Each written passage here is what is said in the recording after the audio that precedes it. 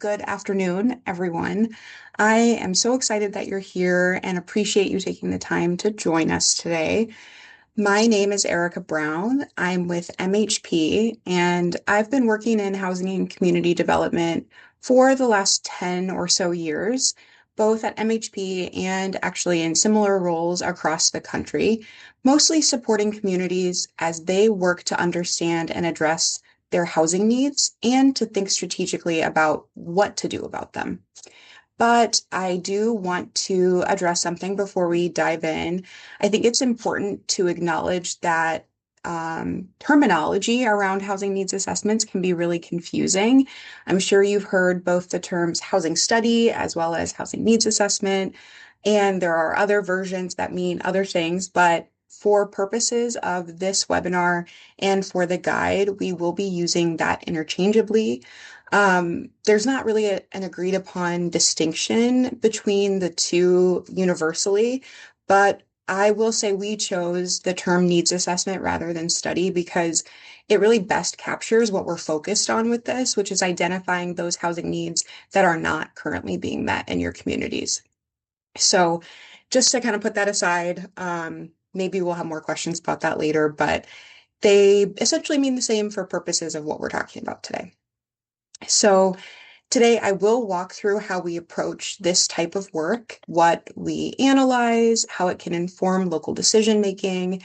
As I mentioned before, I think we just posted on our website this morning the actual publication, and there's a link to it in the chat. And we've been working on this for the last couple of years on and off, but we're really just excited to dive into it. It's both a guide and a companion toolkit that is in the one publication on our website. And there's so much more information than we could ever cover in this 1 hour webinar.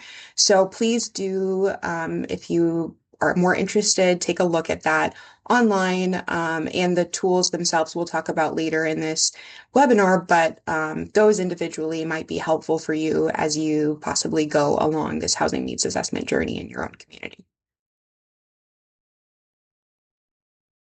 All right, so MHP, Minnesota Housing Partnership, maybe you've heard that before, but we're a nonprofit organization. We're focused on strengthening communities by expanding access to safe, affordable housing. We work both regionally and nationally. We provide technical assistance, research, policy analysis, and development support. And in particular, with our community development department, we work in rural communities and with Native nations across the country. A significant portion of our work involves helping communities navigate complex housing challenges, whether that's conducting a housing needs assessment, developing strategies to address their needs, supporting funding applications, or even providing more hands-on support throughout the entire development process. So this guide actually grew out of that hands-on experience. It reflects what we're seeing work in practice and also where communities tend to get stuck. It's designed to be adaptable, practical, and focused, and really to help communities move from analysis to real-world feasible next steps. Across the country, for years now, we're seeing the same pattern. We know housing pressure is real. Communities are experiencing anything and everything from rising housing costs, limited housing stock, workforce challenges, growing urgency from employers, residents, and your elected officials about wanting to do something about this pressure. But at the same time, we know capacity is limited. Mostly, I know a lot of folks are joining from local governments or nonprofits, and capacity is limited. That's the truth. Many communities have smaller staff. Maybe they're also balancing housing with economic development, infrastructure, and planning responsibilities. Maybe they don't have a large budget or a budget at all to hire a consultant to help with this. Or honestly, maybe you're not sure if you need a housing needs assessment, or if you think you need one, you're worried it might not go anywhere, just be another report on the shelf. All of that are things we've heard, and we understand that this is really where the tension lies. No one wants to invest time or energy or money, if you have it, into just a document, like I said, that kind of sits on the shelf and doesn't really make any movement toward housing solutions in your community. So that's why this guide is built around the core idea that assessment should lead to action. It's that simple. And that means we're going to do a few things. We're going to start by identifying the desired outcome you're trying to support with a needs assessment. We are going to talk about scaling the process to your community's actual capacity, being intentional about the way we do community engagement, and also prioritizing realistically what we can move the needle on in terms of strategies and next steps for your community. So before we dive in further, I'd love to get a quick sense of who is here. We're going to do a little poll. If you wouldn't mind, I know there's probably folks who are not from one of these options, so just put other and you can put in the chat maybe what type of organization you're with today, but great. A lot of nonprofit, some consultant actually, that's pretty interesting. Great. Awesome. So as those are still rolling in, I do appreciate that it's really important for not just communities and staff and elected officials of those communities to make decisions around housing needs assessments, but we've had experience working directly with nonprofits to do these. And obviously there are consultants who do these across the country as well. So let's move on. So initiating a housing needs assessment begins with clearly defining why the assessment is being undertaken in the first place and what change the community really hopes to see as a result. So establishing a shared understanding of purpose early in the process is going to be particularly helpful. It will help you guide decisions about the scope of the assessment, around data collection, community engagement, and analysis throughout the entire process. So while there's no shared understanding of what an assessment is meant to accomplish between communities, or, no needs assessment is exactly alike, if you don't have a particular purpose in mind, it often becomes bigger, the process is longer, it's harder to implement. So we're going to be really thoughtful as we go through this presentation and talking about ways you might be able to right size the process based kind of on what your decision for doing the assessment is, but also just to make sure that it fits with what you have the ability to do within your community. So for some communities, defining the desired outcome or success might look like stronger alignment around shared housing priorities or clear justification for pursuing specific funding or policy changes. It might be to have an improved understanding of housing needs among the public and your decision makers. Or honestly, it could just be you need a concrete set of actions or strategies to address the gaps that have been identified in the needs assessment. And generally, also, if you are able to work on this in a community by the community, it can help increase local capacity to analyze and update this data moving forward over time.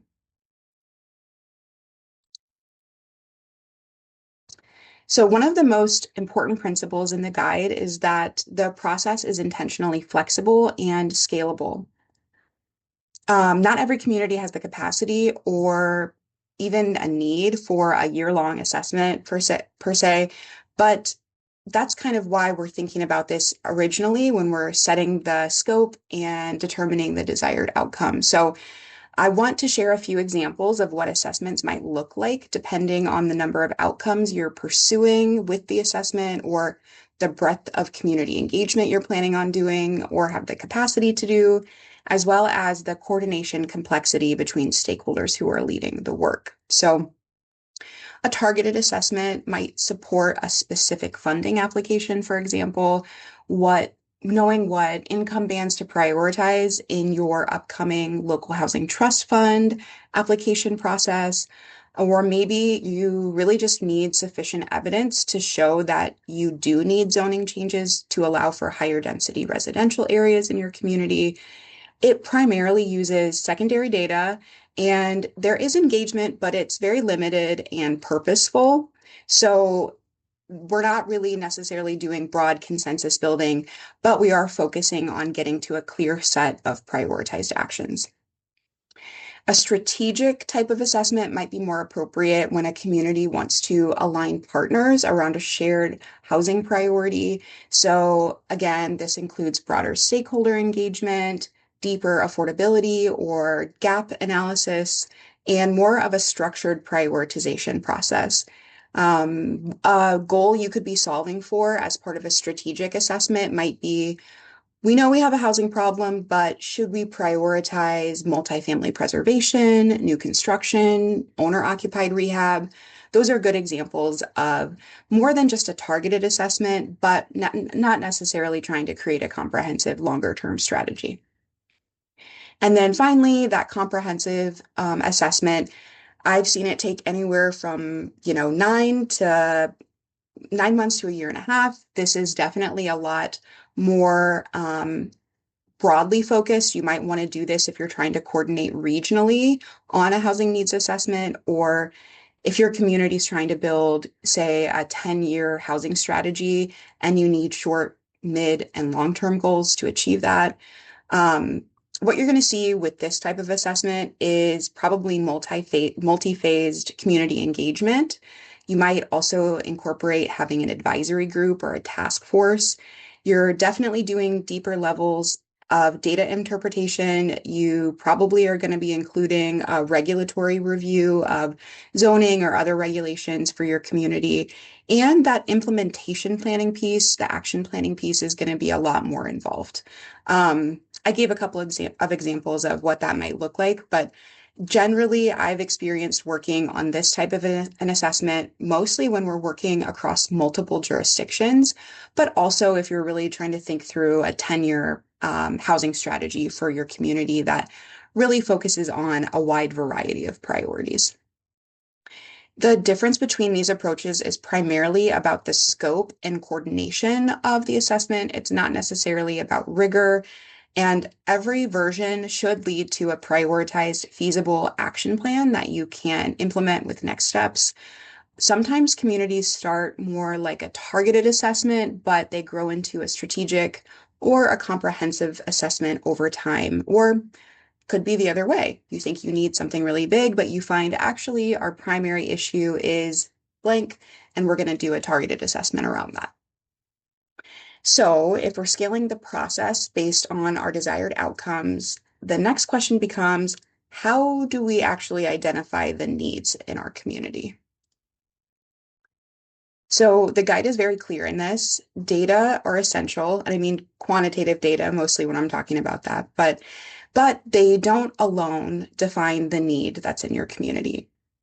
Quantitative data is particularly helpful when it helps us understand trends, affordability gaps, supply, housing conditions, but the data must be selected based on the goal of the needs assessment. And just as importantly, it really needs to be interpreted in the local context. Qualitative data, the other side of things, which comes from community and stakeholder engagement, is also very key. It plays two critical roles I see in a needs assessment.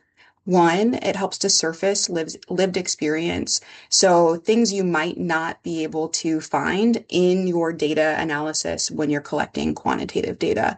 And it also helps validate on the other side whether that quantitative data also actually reflects reality. So it might be both of those things for you. It might be one or the other, and kind of depending on the level of data availability and reliability in your community, you may focus on one more than the other, as well as your capacity.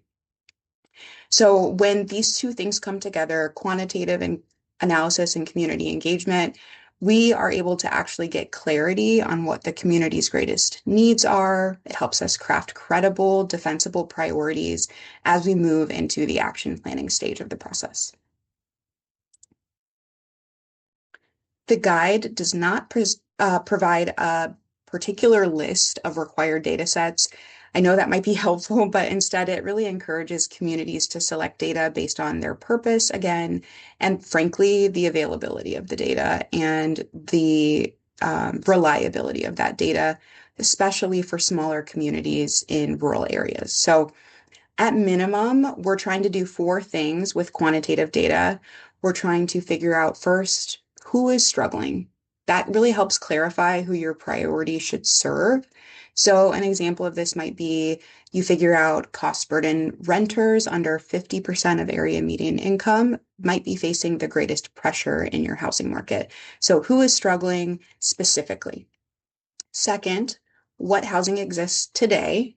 And that can be defined by type, age, condition of the housing, affordability, and it really anchors your assessment in reality of what's already happening in the community. So, for example, something like this, you might find that the existing housing stock has higher vacancy rates than you might otherwise think based on the condition of the units or the properties. And that also really helps you think about, oh, maybe we actually need to be focusing more on preservation than new construction to serve these households that are the greatest need. Third, we're going to figure out where the gaps are. Conducting a housing gap analysis can help connect income data from your households to housing costs. And I think this is really where it becomes measurable. We provide some support in a tool to help you do a housing gap analysis if this is your first time doing it.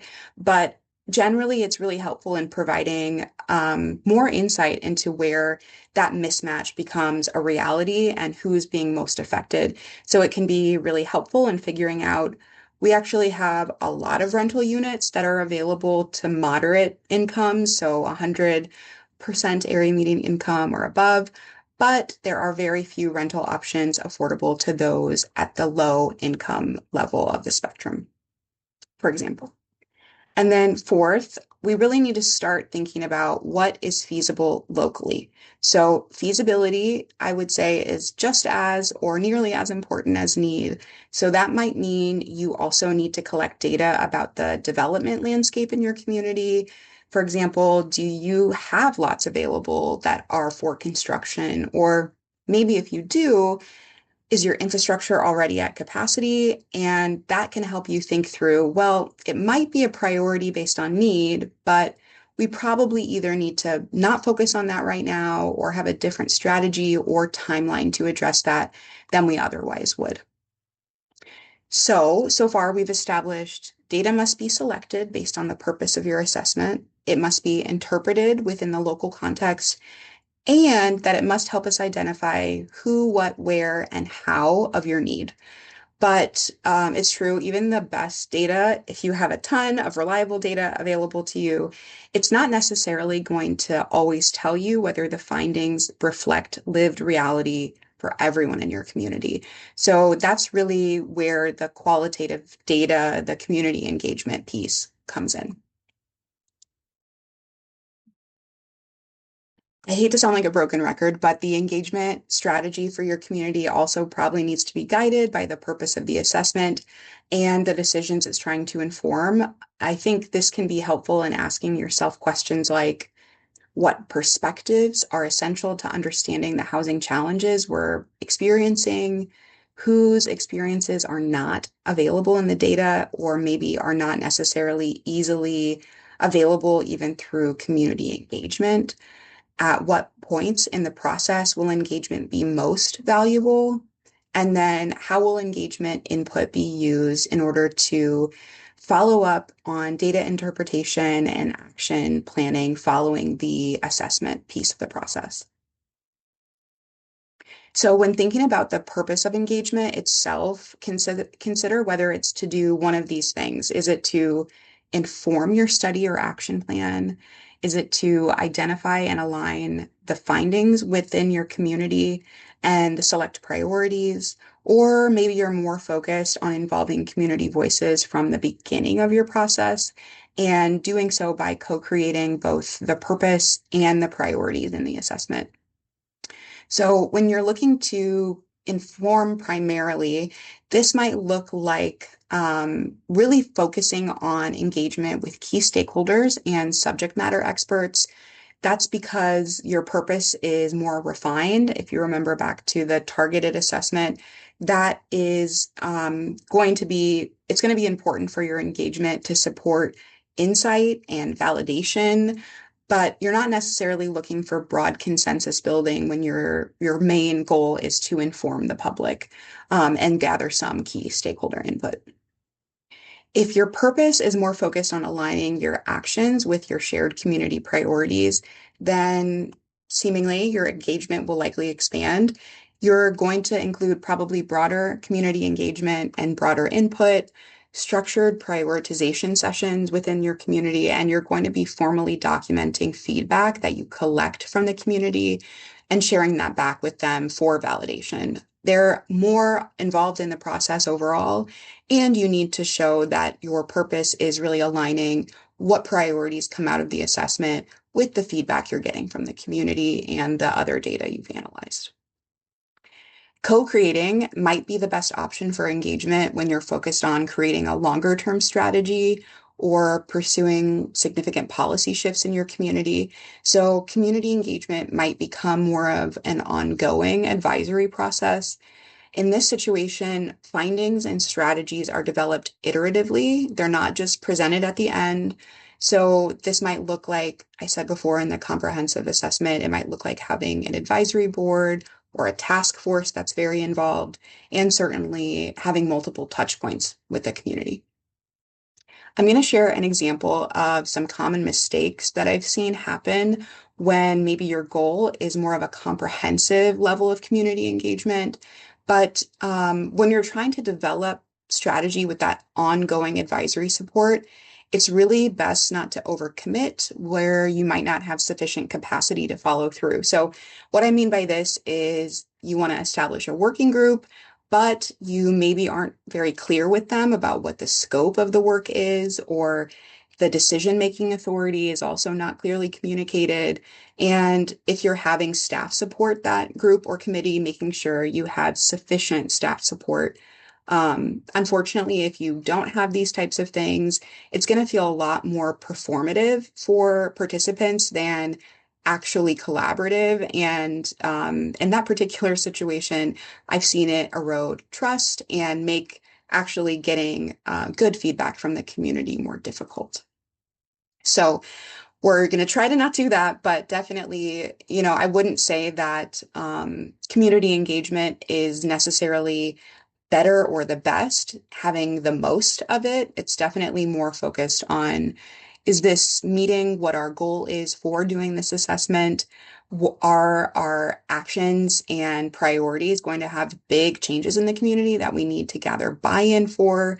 Or maybe this is just something that's, at the planning staff level for our community, and we only need a little bit of stakeholder input. But generally, once the engagement has helped validate and refine the findings that you're getting from your data analysis, your next step is going to be narrowing. So prioritizing which needs matter most to your community. The guide makes an important point here that housing needs assessment is not just a catalog of every housing issue that your community has. So after data and engagement, communities realistically have a long list of things that they want to work on or findings that are illustrating their need. But at this stage, you try not to further describe what the issues are and elaborate necessarily on those findings. You're going to want to start prioritizing, because that's where your findings are going to be transformed into a direction for your community. We're getting more to the make sure your report isn't just on the shelf, but really making moves to address your needs in the community. So remember the 4 things we discussed related to what information matters, who is struggling, what exists already, where are the gaps, and what is feasible. So that is where all of the prioritization is where all of those threads are really coming together. And so I would suggest that you consider a few pieces of information when you're kind of going from the findings to the priorities stage of your process. So first is severity or urgency. That can be, hey, how significant is the gap that we're looking at? Who is most impacted? And is this affecting particular groups of people, maybe lower income renters, maybe it's seniors, or maybe it's the local workforce in particular that's being affected. Severity or urgency helps us understand, hey, what is the most significant or urgent challenge that we're dealing with in our community? Second, again, feasibility. We did briefly talk about that before, but we do need to also think about what is realistic given current funding levels, your land availability, zoning, infrastructure, staffing capacity is also a big one. So hopefully a lot of this information came out when you were going through that fact-finding stage of your process. But right now, it's also good to look at all of your possible priorities with that feasibility lens, just to make sure you actually can get to it first and foremost, or if not, you can think through another strategy or timeline that's going to be most suitable for that particular priority based on feasibility. And then third, alignment. So this essentially we're talking about, is there partner support or community support for the priorities that you're trying to pursue? And does it align with broader goals of the community or your organization if you're doing it organization wide? And this alignment is definitely important because it's going to increase the likelihood that you're able to actually move forward with a priority. So if you alone are interested in doing that, hopefully you have the resources and you can make it feasible.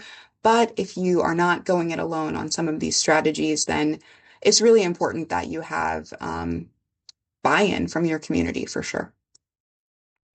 So once priorities are defined, that's where we are right now. The next step is going to be translating them into goals, strategies, and next steps. But before I continue, I do want to pause and see if you could answer this question. What is most difficult in your community when it comes to implementing? So if you've had a needs assessment, or at least you've tried to identify a strategy to address housing in your community, is it agreeing on the priorities in the first place, funding them, getting political alignment to make sure that it can be implementable, or staffing capacity?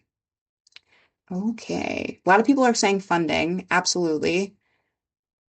But it's not like it's the only thing that's challenging your community. So that's good to know. Accessing funding is a key part of what you should be thinking about when you're going through your priorities and setting up your action plan, because it's definitely, what's most feasible. And if you have all of the other things, the urgency and the alignment, but you don't have the funding, it takes some creative thinking and strategies in order to make that priority and a priority continuing in your action plan. Okay, thank you for answering that. So, as I said, we've been moving from this data analysis to action. So I actually want to walk through a quick example of what this might look like in practice. We've all done probably goal setting and things like that, but just imagine what this looks like in the needs assessment process. So imagine a small rural county where data show that the cost burden is particularly high among renters who are 50% AMI or below. Maybe you have a limited rental supply, and you also find that your rents are rising, causing more challenges. You do also know that your zoning allows small multifamily properties to be developed, but your infrastructure is currently very constrained. And so it makes you think a little bit more about, well, what are we going to do about this? Because we have a couple things that are important but not feasible, etc. So after identifying your priorities based on severity, feasibility, and alignment, this community identifies just one priority, one goal, and that's increase rental options that are affordable to households at 50% AMI or below. So you can have more goals than that. That's not a problem. But even just for this one goal, say you can come up with a number of strategies. So what that might look like for this community could be identifying infill sites. It could be coordinating with a nonprofit developer, could be pursuing housing tax credits. It could just be exploring what it takes to increase your infrastructure capacity first before you do anything else. And then the next steps piece is primarily focused on who's taking ownership and the timing for it all. So some things that I would suggest you consider are assigning a staff lead. In this situation with the rural county, maybe it's identifying potential sites within the first 60 days following the assessment. Maybe it's convening a meeting with potential development partners or doing preliminary funding conversations to figure out either the infrastructure question or ways that you might be able to fill the gap in developing your affordable housing property. All of these things are going to be what you focus on first as part of your implementation process. So it's really clear. So it needs to be really clear in your action planning, but I try to really emphasize this next step piece because once you kind of start moving with the action plan and putting it into implementation mode, then I think you're going to be able to continue with that much more easily than if you like let it sit and then pick it up later to actually do the implementation. Okay. So, as part of the guide, there are a couple of case studies for engagements where we've worked with communities through MHP, where we provide technical assistance. So, I just want to share a couple of those, provide some context about how we've used this type of framework in these real situations. So, in both cases, the framework was adapted to fit the local capacity, coordination needs, and the goals of each community and their study. So in Callaway County, Missouri, we worked with Central Missouri Community Action. I don't know if Ben is on here. I think I saw he registered, but shout out to him. We worked there, and basically the process was designed to support shared priority setting with the community, but it was also about strengthening their organizational capacity to be able to conduct these type of assessments throughout their service area footprint. They were already working on a broader community needs assessment. And so that sort of broader engagement, focusing on education, nutrition, what were some other ones? Workforce development. All of that made it possible to have more buy-in from the community to provide feedback on what they wanted their priorities and their next steps to be. Um, and so that is really helpful. You know, obviously the organization knew how to do a housing or a community needs assessment, but we were able to kind of come in and support some additional data analysis related to housing and crafting a report specific to their housing needs and then following up with an action plan in that situation. But this is a good example if you think back to kind of the level of assessment of a strategic level assessment, really right size to build alignment with the community around priorities, as well as that secondary goal of building capacity. And then in Prince William Sound, Alaska, the context was different. This involved multiple communities, so not just one county. It involved six communities, actually, three sort of cities or towns, and then three native villages. And it was also led by the Regional Economic Development Organization. And we actually hired a consultant to really help out with the assessment part of it because nobody had capacity at the time. We didn't have the capacity to support that type of work. But I do think it's useful to talk a little bit about the things that helped in that particular situation. So the engagement required both a regional level of coordination, but a lot of localized, unique ways of doing community engagement because each community was really different and they had different needs. So, um, for example, in one community, the residents they were located on an island and they were difficult to access. So local staff for that native village, they were able to travel there, distribute the surveys, hand collect the surveys, help them go through the survey. And then they were able to bring them back and, get them analyzed. But in a larger community, in Cordova, Alaska, actually, the consultant was able to do more randomized survey, like phone calls. And that was definitely more suited for a more densely populated community where you're really trying to get more randomized sample of community members who are responding to your survey and providing sort of different information based on their backgrounds. But um, so overall, this assessment, the regional one, leaned more toward the comprehensive model.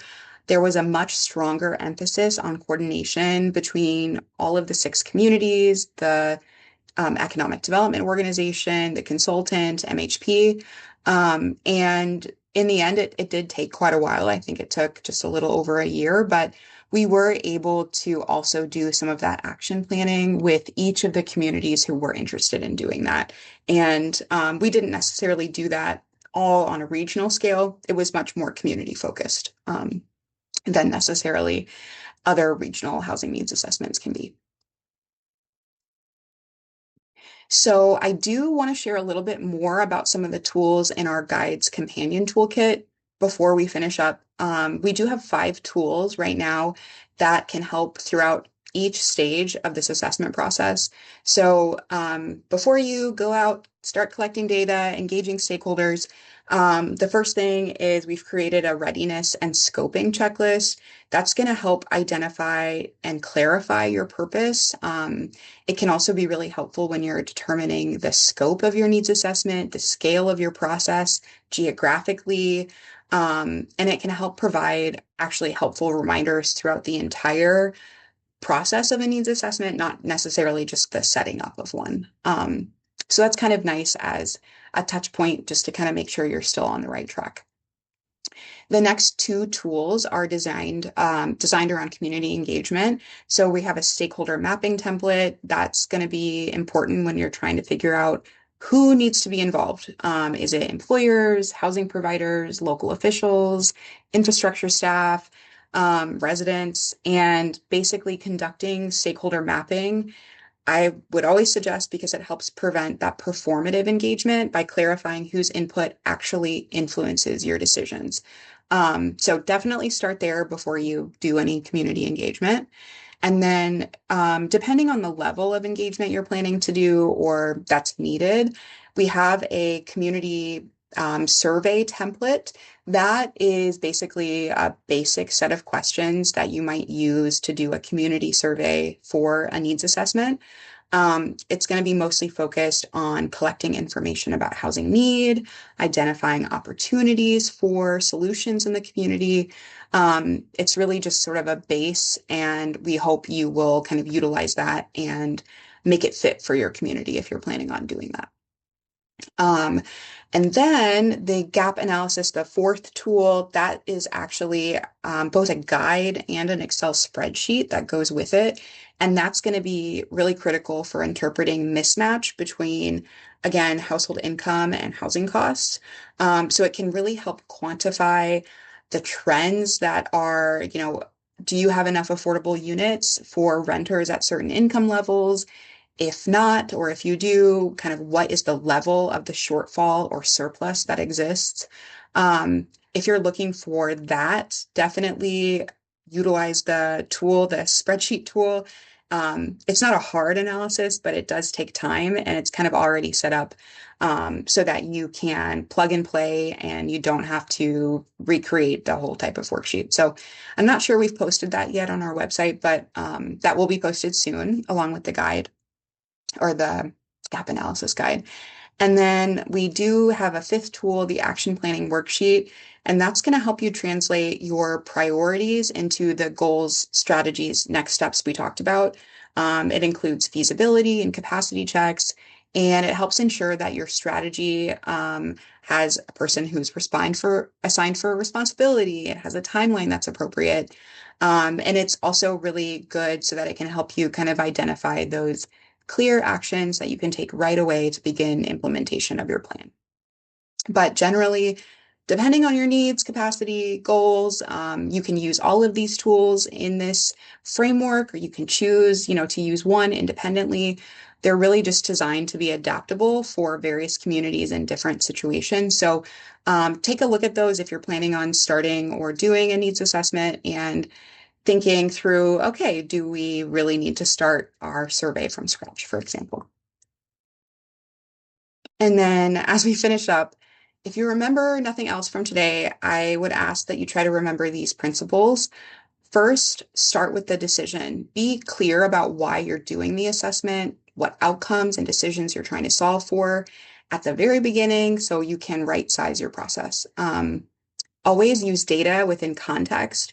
Data and helps inform decisions, but it definitely doesn't replace lived experience on its own. especially if it's not particularly available or reliable. Third, match engagement to purpose. So design your community engagement plan to support credibility. You're not necessarily looking just for volume of community engagement, but bringing it back to that purpose is also super key. And then next, unfortunately, not every issue you identify in your assessment is going to be able to move forward at once based on, urgency, feasibility, alignment. And so, yeah, just keep those things in mind in particular so that your implementation planning and process can go more smoothly than, oh, we have these big pie in the sky dreams, but we actually don't have any real legs to them and we don't know how to start implementing them in our community. But yeah, I think one other thing to say, we're not here to help you produce a perfect document. Really, the goal is to actually ensure that you're going to be able to align what your community, organization, et cetera, needs with the capacity that you have and what's feasible, and really to be able to move the needle on your housing issues within your community. Okay, and I hope we still have some questions. I think we have like 15 or 20 minutes left. So I will close there. If you have other questions, um, you have my email. You can check us out online. And please do check out the guide. Hopefully you use it. If you do use it, don't hesitate to reach out. We would love to highlight that and see how you're using it and kind of what comes out of your housing needs assessment. So great. Thank you guys so much.